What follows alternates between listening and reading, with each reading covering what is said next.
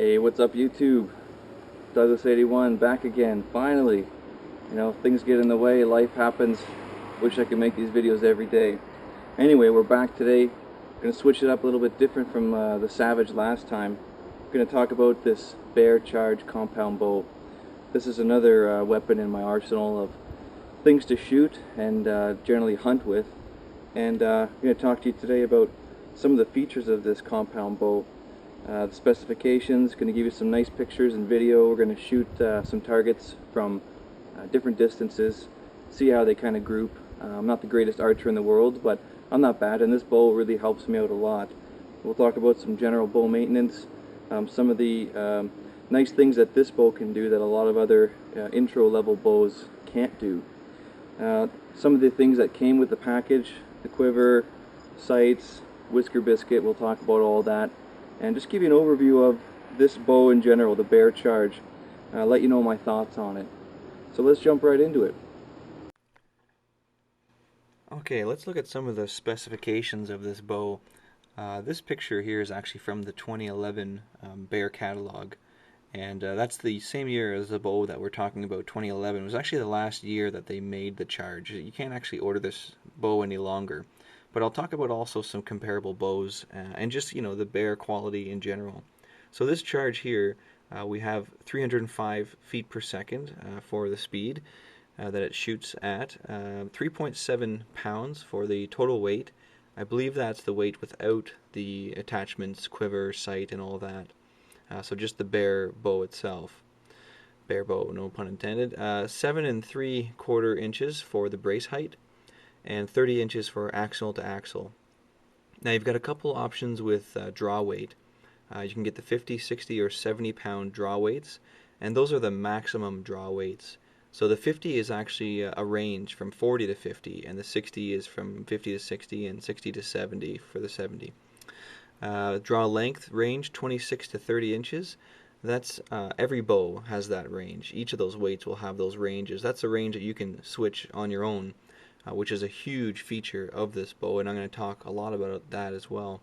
And the let off, 80%, that's really nice. 80% let off allows you to hold the bow for a long period of time without holding much weight at all. So we're going to go more in depth on each of these individual specs and talk about what it is they mean and their advantages. We're also going to talk about the package that I got here, the RTH Ready to Hunt package. It's also called the RTS Ready to Shoot. It depends on the location where they're marketing it to, depending on whether it's mostly hunters or just shooters for sport. This package came with the Trophy Ridge Whisker Biscuit, the Trophy Ridge 3-pin optical sight, Trophy Ridge Quiver, and the Trophy Ridge stabilizer and sling. So a big hookup here with Trophy Ridge. Also the Peep Sight was installed, and the knock loop was already on as well. Pretty much everything you need to get hunting or shooting right away, aside from the arrows and release aid. And I'll show you what kind of arrows I use and release aid that I'm currently using as well. So I think I'm going to begin by taking a step back here for a sec. I want to talk a little bit about the actual parts of the bow. I know this is going to be a review for most people, but for those getting into archery for the first time or looking to buy their first bow, I think it's important that we just take a look at what all the parts of the bow are.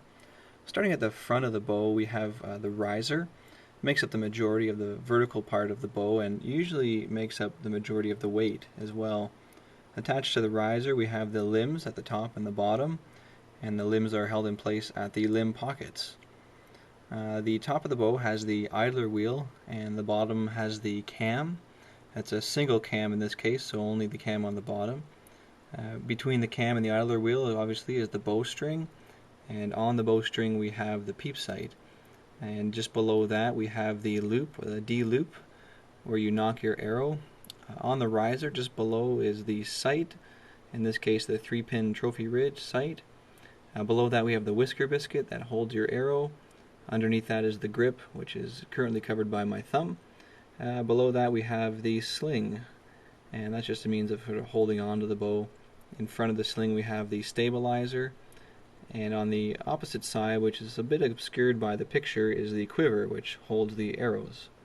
So that's basically an overview of the parts of the bow that we're going to be looking at more in depth. We're going to look closely at the limbs itself, the cam, some of the package parts of this bow, and just sort of talking about how it performs and how the features of these individual items differ from, say, other bows on the market.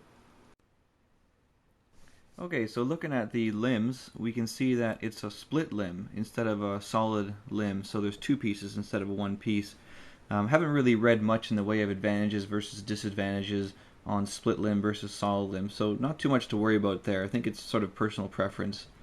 When you look down from the top, we can see that the limb itself sort of flares out at one point, so that's why they call these flare quad limbs. There's 4 of them and they sort of flare. You can see the nice Bear Charge logo from the top, very nice. And another thing to consider with these limbs is what they call beyond parallel limbs. That's a really important thing to note. Whether they're parallel limbs, less than parallel, beyond parallel, that all makes a little bit of a difference. So what we're referring to when we talk about parallel limbs is how the limbs are relative to each other when the bow is at full draw. Basically the limbs are on somewhat of an angle already, maybe 10 or 20 degrees, and as you draw back the bow all the way, they tend to come more to the parallel, more level with each other, or in this case, so they say beyond parallel, so they actually flex down a little bit to the negative side. And this has a really big implication on recoil. If the limbs are parallel and you release the bow, they will recoil in an upward and a downward fashion. So it'll result in sort of balancing itself out. You won't really feel much recoil on the bow. But if they were to recoil, say, at a 70-degree angle forwards, then you would feel some recoil backwards from the bow. So where the limbs are deflecting to, where their reflex is to return them to their natural state, the way that pressure works, you're going to feel that in a different way, whether it's vertically or whether it's some forward component. And ideally, vertically would be better because then you won't actually feel the bow advancing towards the front or pushing towards the back. So these parallel limbs are really nice in that you feel little recoil when you actually shoot the bow. So you've got some options when you go out and buy your bow regarding different limb angles. Different manufacturers will make several bows with different types of angles, from a large vertical component limb that's very steep to the mid-range to something that's looks almost straight across. And they have different ways they've configured these bows to balance out, and you just have to shoot them and see what's right for you when you decide on what kind of bow you want to get. Let's take a look now at the cam of the Bear Charge. We have a single cam in this bow, meaning there's only one cam and it's at the bottom. The wheel at the top is just like an idler wheel, kind of like a pulley. There are different debates over different cam designs, single cam, double cam, hybrid cam, etc. Which one is better than the other, I can't really say for sure. I don't know enough. But I have heard that the dual cam system may have slightly smoother knock travel if you get the two cams balanced out properly. And that could lead to better accuracy, better speed. Whereas a single cam like this, we have less moving parts, so it uses the keep it simple, stupid philosophy. And it's a little bit easier on maintenance itself. Now this cam is the single cam referred to by Bear as a perimeter weighted inner cam system. Essentially your cam is where you're storing and releasing all your energy from that's stored in the limbs themselves at full draw. Now although I can't explain the full technology or theory beyond the way they designed the cams, I can say that the design features of this particular cam are what separates this bow from other bows, in the sense that on this cam, because of this cam design, you are allowed to adjust the draw length without having to put the bow into a bow press. You can adjust it straight out on a table in a matter of 2 minutes. The adjustments are made at the bottom. You can see it goes from 6 to 10. That represents 26 to 30 inches. And basically all you have to do is just make sure that the other side also has the same number. So you see the other side set at 8, so it's set at 28 inches. Just basically remove these little screws with a hex wrench and make them into the length of draw that you want. Just make sure that they're both the same on either side. And that's pretty much it. You can adjust this cam on the fly out in the field, 2 minutes, and that to me is a big feature in versatility of this bow. Now since we're talking about the cam, this is a good time to bring up the let-off. If you recall, the let-off for the Charge is 80%. So my poundage right now is set to 55 pounds. I pull that weight all the way back, but by the time I get to full draw, I'm only holding actually 11 pounds. Because of the design of the cam, it manipulates the string and the cables in a way where it allows you to get into sort of like a detent and only hold a small percentage of the actual weight that you drew back. So this is a really nice feature because obviously it allows you to hold the arrow all the way back for longer periods of time. If you're waiting for, say, some game to come into the picture, you may want to draw back when they're behind a tree and wait and wait and wait until they get out in front, and that could take up to a minute, 45 seconds, who knows. And having an 80% let off makes that much more attainable. So the 80% let off to me is a critical feature. Looking at percentages of let off would be a big component in purchasing a bow. Okay, so where the limbs attach to the riser is the limb pocket, and Bear calls this limb pocket zero tolerance limb pockets, meaning that it's a very tight, very snug fit, and therefore there's not going to be any movement, no vibration, and very much reduction in noise. At the limb pockets you'll find the limb bolts, and this is where you're actually going to make your adjustments for poundage. So remember that each of these bows are adjustable through their weights. This bow in particular here is the 60-pound Bear charge, meaning that I can adjust through a range from 50 to 60 pounds. There's also the 50 and the 70-pound bows, and those are all the maximum, 50, 60, and 70, and you can back off each of those by 10 pounds. The adjustment is made basically with an Allen key or a hex wrench, 7x32. All of the keys, all of the adjustments on this entire bow are all imperial. So if you go out and pick up an Allen key set, all you need is a bunch of imperial ones, and that list of all the required wrenches is actually in the description below the video. Now, when you're backing this off, you can only back off 4 full rotations, or increase by 4 full rotations of the wrench itself. Each time you do 1 full rotation, that'll take off about 2.5 pounds. It'll reduce the weight. So by rotating your wrench counterclockwise by 1 rotation at the top and 1 rotation at the bottom, you're going to reduce the weight by about 2.5 pounds. And 4 full rotations is your 10 pounds. So they don't want you going more than 4 from the full in position. If you want to increase the weight, you just move it clockwise by half a rotation or a full rotation, however much you want to do it. So when you're going out to buy a bow and you're thinking about what kind of poundage, what kind of weight you want to purchase, there's a couple things to consider. Number one, how much can you actually physically draw back and do that comfortably? 50 pounds might not be much to some, but to some others like youth hunters, it may be a lot of weight to hold.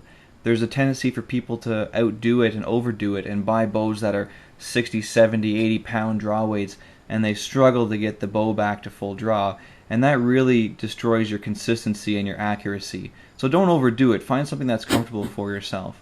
The other thing to consider is, what are the legalities or requirements if you plan on hunting with a bow? Different places will have different regulations of how much draw weight you need to have on a bow.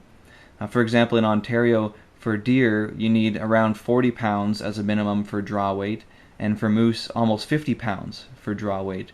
So you need to consider, if you're going to be hunting with the bow, what are the requirements of your province or state or country of how much weight actually has to be on the bow for you to legally hunt with that piece of equipment. There's other considerations too, like arrows, length of arrows, amount of cutting blades. It all depends. So when you're thinking about hunting, you always want to take a step further before you buy a bow and find out, what do I need at least before I go out and purchase something. So now let's take a look at the brace height. As we mentioned earlier, it's 7 3/4 inches, and that distance is measured from the bowstring to the pivot point of the grip.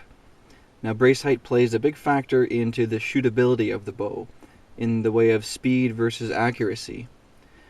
Brace height has a big effect on draw length, because the draw length itself is measured from full draw to the riser. But at a resting position, you already have some distance there that you don't have to draw back. That is your brace height.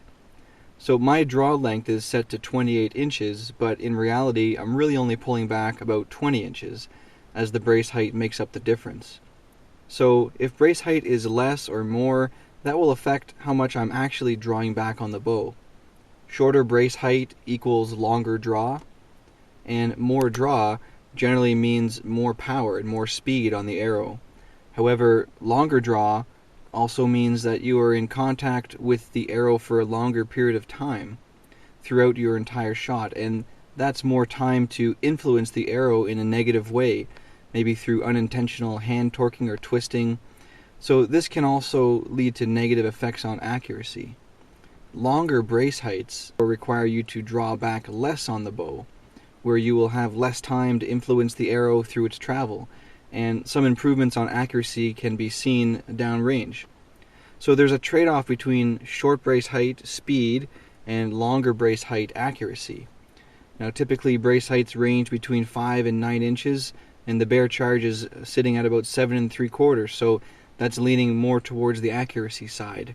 This to me as a new shooter is desirable. I'll sacrifice 20 or 30 feet per second to achieve better shot placement, as that's what hunting is all about, is shot placement more so than shot speed. But this is personal preference and really depends on your general comfortability with the bow itself.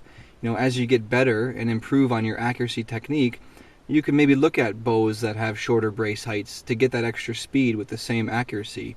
But for new bow hunters, I would suggest maybe leaning towards a longer brace height in general. So let's take a look at the axle to axle distance for the bear charge. It's measured at 30 inches, and that's considered to be a short axle bow generally. Anything below 32 inches is usually short, 32 to 35 is in the mid, and then greater than 35 is sort of a long range, longer bow. The shorter bows like the bear charge are a little bit more maneuverable than the longer axle to axle. But where you make up for maneuverability, you lose maybe a little bit on the ability to shoot long distances. The accuracy over longer ranges is somewhat detrimented by the shorter bow. So although these bows are great for tree stands and accuracy in short range, you may struggle a little bit more with longer range distance. And I'm talking longer range like 70, 80 yards, pushing it out that far. For 40 yards and in, this bow is nice and compact and is easy to get up into a tree stand without knocking everything over. One thing to consider with buying a case for a bow is the axle to axle length, but also remember that it's from the center of those discs, so you're going to want to add a few inches when you're buying a case. Look at the axle to axle length and then get a case that's maybe 6 inches or more greater than that total length. So all this talk about brace height and limbs and draw weight, let's see how it actually shoots, how it actually groups up. We'll go out to 15 yards to start and out to 40 after that, and then just for kicks we'll push it out as far as my property goes. So let's see what we get. Alright guys, here we are at 15 yards. Let's see what we can do from here. Should be able to put up some nice groups from 15 yards.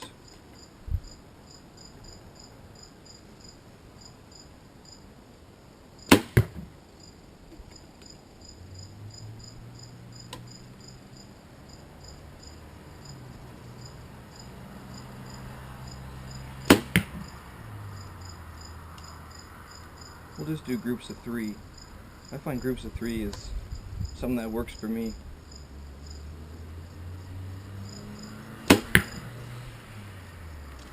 Let's go check it out.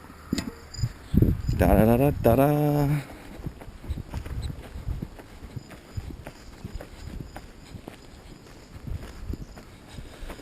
Hey, not bad. I'll take that. 15 yards, group of 3. Time lapse not sped up at all, just kind of a rapid fire. I'd say that's pretty darn good. Within, my thumb's about an inch, so an inch, I'd say 2 inch, inch and a half kind of group. That works for me. Let's push it out a bit further. Alright guys, here we are out at 40 yards. It's pretty far for a compound bow. I like to shoot this for practice, sitting, standing, kneeling. Typically, I wouldn't shoot most game at this yardage. I would shoot squirrels, rabbits, small game like that at 40 yards, no problem. But when you get into deer and moose, a little bit beyond the range that I would put this bow out to, my accuracy at this range is, I wouldn't say questionable, but it's not as good as inside of 25 yards for sure. And also consider how much force these arrows are striking with from 40 yards away. So you don't want to injure or maim an animal, you want to make a clean kill. So this is why I won't typically hunt from this distance, but fun to shoot nonetheless. You'll see some of the groups what I mean.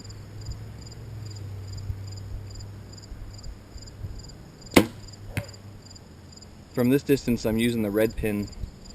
I've got my red pin sighted in at 40 yards.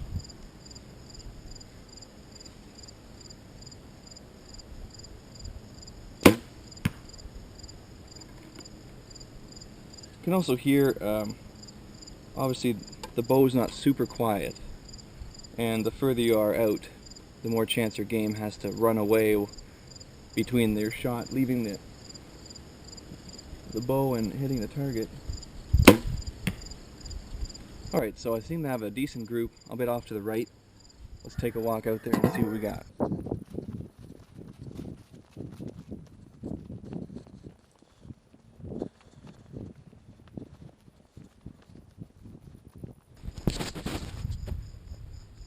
Hey, that's not too bad, eh? Yeah, Canadian, go figure. That's not too bad. Nice tight group of 3, a little bit off to the right of center. 6 inches from center, maybe 5 inches from center. Still a little beyond where I'd probably shoot at a deer from.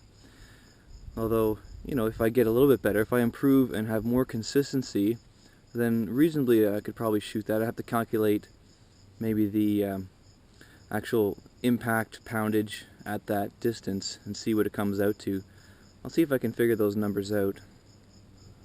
Let's go push it out a little bit further. Let's do something fun just for kicks. Let's go out to the furthest my property goes from here, which is 83 yards. See if we can have some fun from there. Whew. Oh, alright. Now we're gonna have some fun. This is about as far as I can shoot on my property. I have 1.5 acres. This is 82, 83 yards, something like that. I measured with Google Earth, which is pretty accurate. I also pasted out, it's about the same. For a shot like this, this is sheerly entertainment value. I don't think I'd ever shoot at anything from here. Maybe a zombie. But realistically, I'm aiming, kind of hard to see the targets even way back there, but I'm aiming right on target, but up into the trees, basically, the green trees. My evergreen there. So hopefully I hit the bag. If not, hopefully I hit the wood backing, and then I always have the barn to backstop that. Let's give it a try. Gonna go straight up from my target.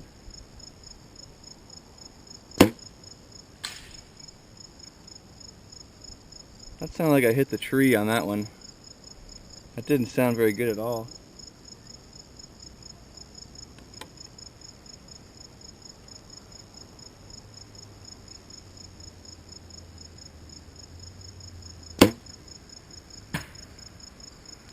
That was the wood next to the bag.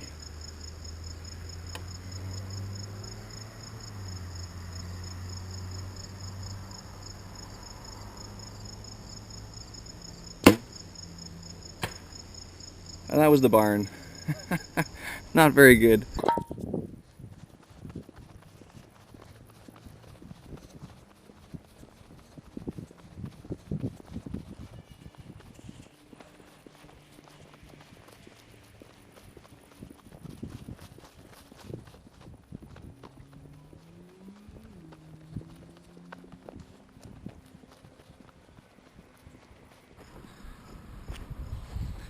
Okay, so there's one to the left there. Just missed the bag on that one. And there's the other guy. So hey, at least I can hit the side of a barn from 80 yards, right? That's not bad. Not the most practical distance to be shooting from. So it looks like I still got some work if I'm going to be hitting zombies from 83 yards. But inside of that, 40 yards and in, I can get some decent groups. And you'll notice, obviously, as you get further out, not only does the accuracy change, but also we get into talking about the speed of the bow. Longer distances, the arrow is going to slow down quite a bit as well. When we talk about speed, we often see the term IBO speed. The IBO speed is basically just a standard for referencing one bow's speed versus another bow's speed. Now there's a lot of things that affect speed, obviously, a few of which are the weight of the arrow, the length of your draw, and the weight of your draw. So, all these variables are quite different from one bow to another. So the IBO establishes basically a standard. So they measure each of these bows when they're talking about an IBO speed. They're talking about a bow that's been measured at a 70-pound draw weight with a 30-inch draw length with a 350 grain arrow. And that's where they're getting this speed of up to 305 feet per second for this bow. Now, does it actually shoot 305 feet per second? That really depends on a lot of variables. Me, for one, my draw length is not 30 inches, it's only 28, so that's going to slow it down a little bit. My poundage is 55, not 70, that's going to slow it down a little bit. My arrow weight is close to the 350, 380 range, so that's not going to make too much of a difference. But there's a lot of factors to consider. Realistically, the bear charge in my configuration probably shoots around 260, 270 feet per second. I don't know exactly. I don't have a way of measuring it accurately. But it shoots fast enough for me, and it seems to group pretty decently. So when you're looking at buying the bow and you're thinking about speed, just remember that that IBO measurement is kind of your best case scenario. There's a lot of variables that come into play, and realistically, you may expect to experience something that's 20 or 30 feet per second less than that, depending on the way you have it set up. There's a lot of considerations there. Looking at the finish on this bow, it's a camouflage pattern. It's the Realtree APG, all-purpose green. I just picked it because it matches my jacket and pants and hat and a bunch of gear that I have. So I find that it blends in really nicely in the hunting environment. As far as durability, it's held up pretty well. A couple scratches here and there, but that's to be expected. I'm crawling over rocks and branches and dragging this thing through the bush for a day. It's actually holding up pretty well. One thing I didn't anticipate, if you look at this picture, I just recently started wearing this wedding ring and didn't realize that I actually scratched the grip because of it. So obviously, watch out for wearing jewelry. Maybe that was a novice mistake on my part. But other than that, the finish has been holding up really nice, and I think it's a really nice looking pattern. So let's take a look at the bowstring. If we look at the comparison chart that Bear has in their catalog, they show the Bear charge as having contraband Dynaflight BCY bowstrings. And now I don't know too much about that. I just know that it's some kind of polyethylene material that's pretty strong, pretty durable, doesn't flex too much, so it allows it to store a fair bit of energy. And the only thing you have to really think about with your bowstring is just keeping it waxed. Basically whenever you think, should I wax my bowstring? The answer is yes. If you have time, go wax your bowstring. It doesn't hurt. And keep that nice and moist, especially after hunting out in the rain or anything like that. Having it out in the rain, definitely want to wax it after you come in.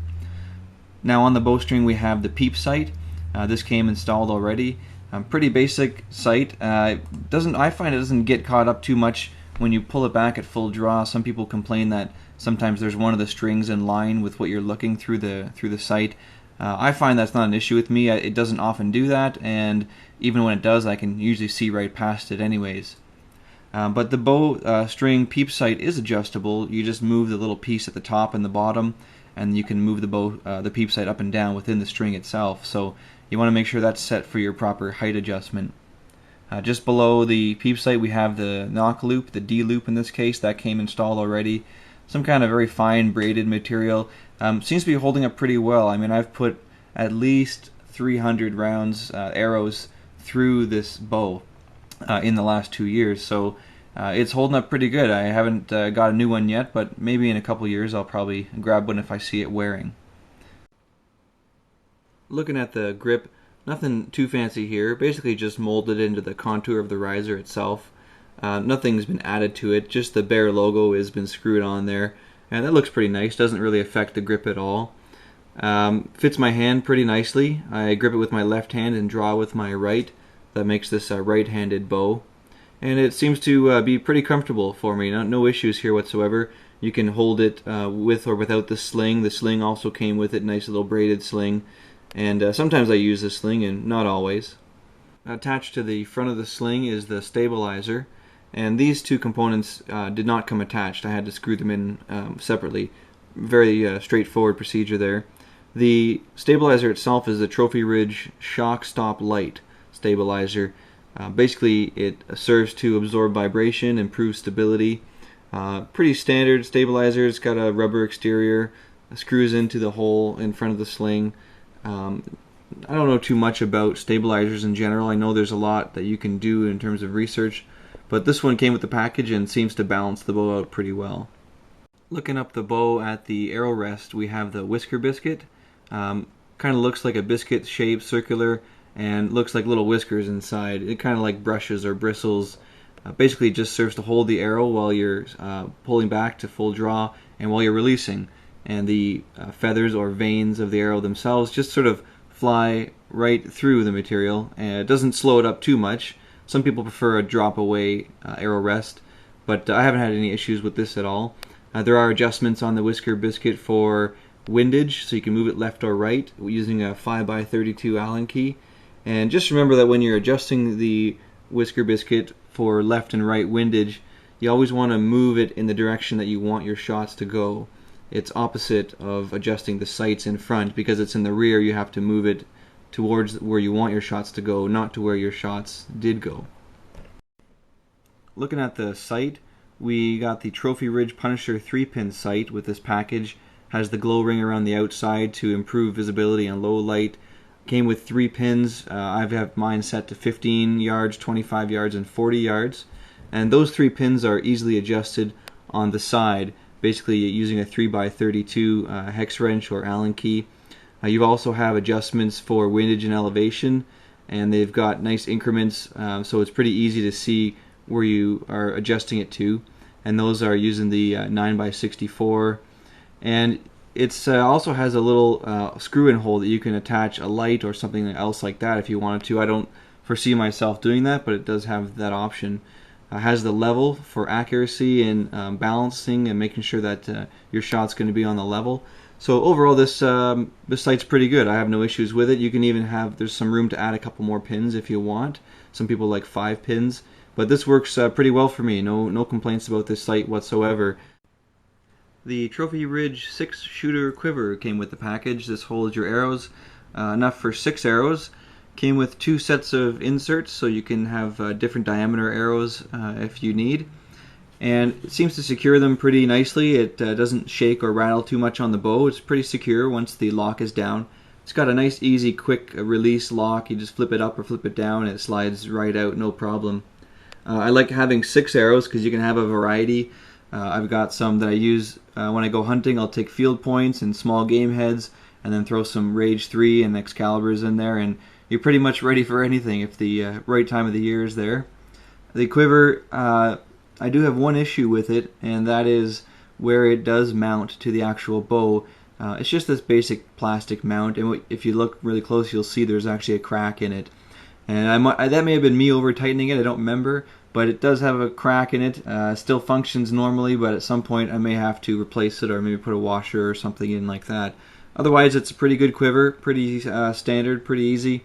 It slides on and off real quick, so that's a nice feature. So that's pretty much it for the package, everything that comes with the bow. There's a lot going on there. Like I said earlier, the only thing that you don't get that you need to go pick up are some arrows and a release aid. And the arrows that I've been using are these Radial X-Weave Still Hunter 200s. I've tried some Eastons and I found these flew a little bit better for me. These are 30 inches long and weigh about 380 grains. And you can pick them up relatively cheap. They're about $6 an arrow, so not bad, pretty affordable. And I like them, they shoot pretty nice. Now as for release aid, I'm using this Fletcher 44 caliper. I find it is really nice. It has a really sensitive trigger on it, very adjustable to the length of where my finger is for the trigger. And it was relatively affordable. I think I paid around $35 to $40 for this. So you do have some additional costs to get into when you buy the bow, but these things are going to last a long time, so it's a good investment. And this release aid has served me well, definitely. So Bear's put together a pretty decent package here. Everything you need basically to get out shooting and hunting aside from arrows and a release aid. And I got this bow off the Cabela's website. It's not available any longer, like I mentioned. You can get used ones, but when I bought it 2 years ago with the package and everything, it was $3.49 Canadian. If you look at the old website page article, you'll see 5 stars. 100% of customers would recommend this to a friend. You look at the Bass Pro website, you can see the same thing, 4.9 out of 5 stars. 39 out of 39 people would recommend this to a friend. So it's not just me that's really digging this bow. It's a lot of people are really liking this package, and I can see why, for all the reasons that we've basically gone through already. Now, although this bow isn't available anymore, the next comparable bow, at least from a Bear as a producer, would probably be the Bear Encounter. So check that out. You see some different stats in it, how it compares. It's a little bit more in price, but it's got a couple more features as well. Alright guys, that's pretty much it, the Bear Charge in a nutshell. Certainly didn't expect to make this a 40-minute video, but there's just so much to talk about. I hope I didn't bore you too much. Why do I love this bow? It's light, it's compact, it shoots fast, it's got low recoil, it's got nice camo finish, adjustable draw weights, adjustable draw length without the need for a bow press, and the package it comes with is just ready to rock. And super cost effective. Don't let the low price throw you off. You're getting great value in this bow. I love it. It's not your Hoyt, it's not your Matthews, but it doesn't cost like your Hoyt or your Matthews. It's an excellent intro level bow. Fantastic value. Now, if anyone has a Bear Charge, feel free to comment below. Let me know what you think about it. If anyone's got any questions, ask away. I'd be happy to answer. Otherwise, thanks for watching. I really appreciate it. Appreciate the subscriptions. Share this video with friends. And stay tuned to the next vid. I'm going to take you out to my local range and show you how I get ready for the bow hunting season. Take care, guys.